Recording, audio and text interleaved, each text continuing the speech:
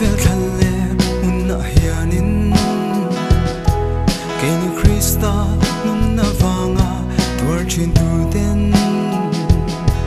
kan polam nun mu thei hi chaplo vin lang chi ma se chungri lam nun ero siam thar zel ni kan se naram khovel khalle nunna hianin Keni Krista nunna vanga tuar chin tu den kan polam nun mu thei hi chaplo vin lang chi ma se chungri lam nun ero siam thar zel ni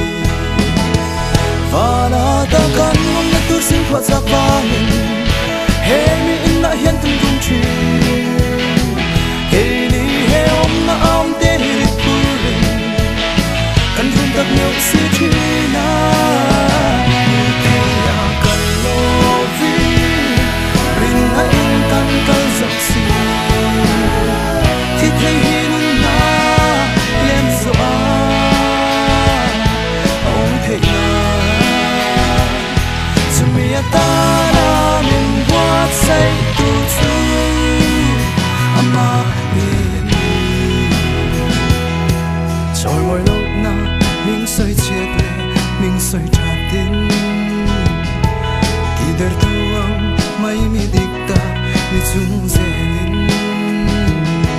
ni de shiat tham lo ang ni ma se ming thang si in thi tu rang mai in mai de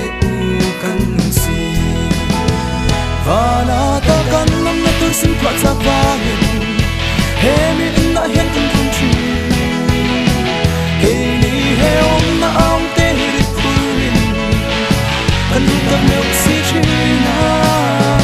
mu te a kan lo vi in na in kan kal zok si thi thei hin na